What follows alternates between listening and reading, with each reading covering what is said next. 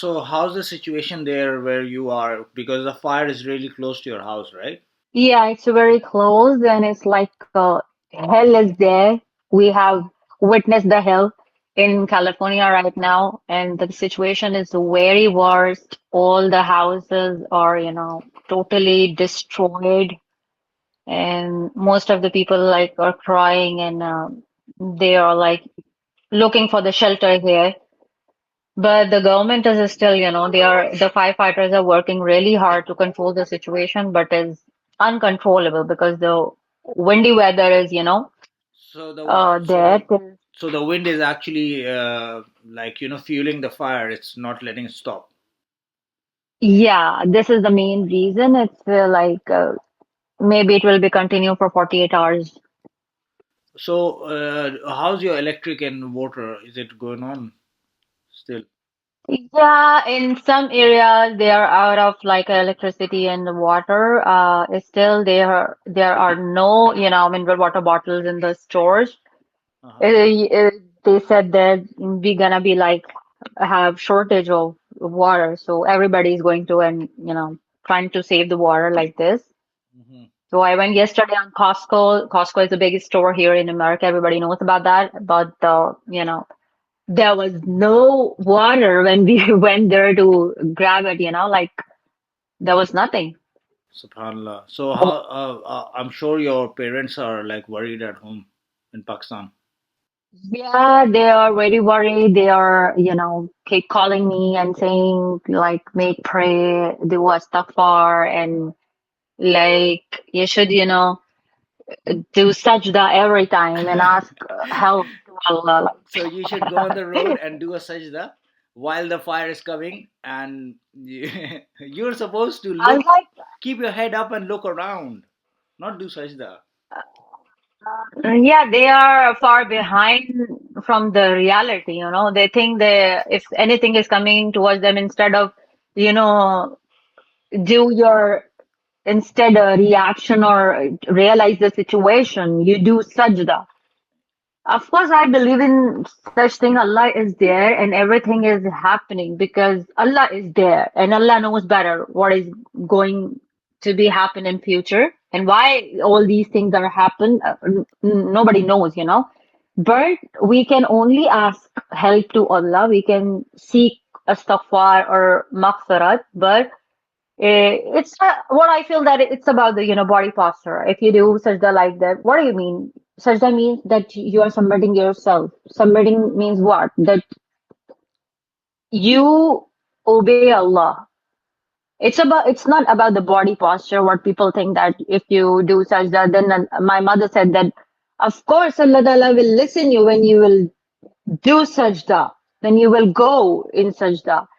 Otherwise, Allah Ta'ala will not gonna listen you. Hmm. Allah maaf kare. I was like, what is this? What kind of concept is this? So Those what if people are who so are what if a like person is unable to do. what if a person is like dying on stretcher and in a bad shape? Of course, How that's will what I that said person to do her. sajda? If a person is unable to do anything, like his body posture don't allow him to do sajda, do wudu.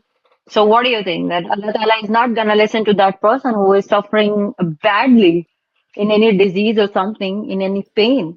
Of course, Exactly. Allah Ta'ala will listen to them too. Like, what is the point? Like, why you people are emphasizing too much on, physical body posture? What about the intention? Because Nobody thinks about that. it's the religion that they subscribe to that makes you do things which have no purpose. It's a like Yeah. imaginary situation.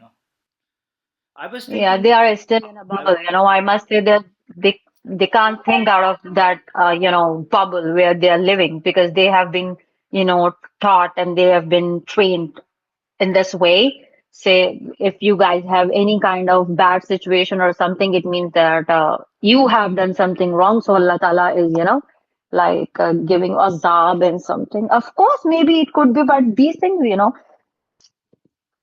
happens. yeah, Be in reality. Because, you know what? Because there is a one day of judgment. yeah, And that day Allah Ta'ala will decide that what is wrong, what is right. Who Exactly. will go to Jahannam? Who will go to Jannah?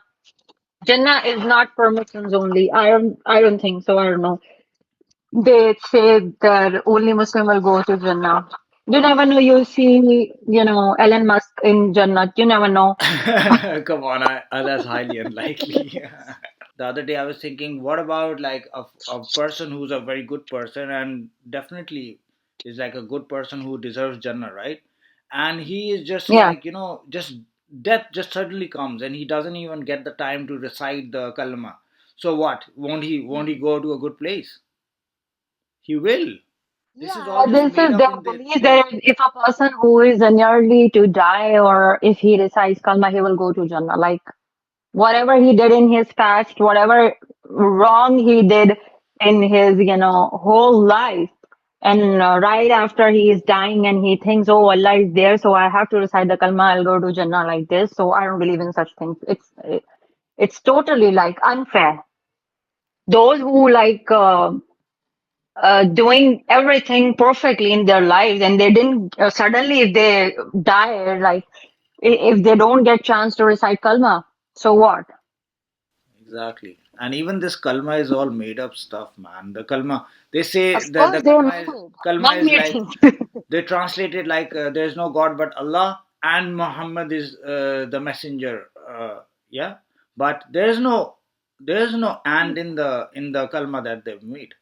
It's not La ilaha And illallah then there wa is Muhammadur Rasulullah. It's not like that. yeah, It's like La ilaha illallah Muhammad. Like it's two people you're saying in your kalma. You're already like acknowledging two people. First you say nothing and then you say two names.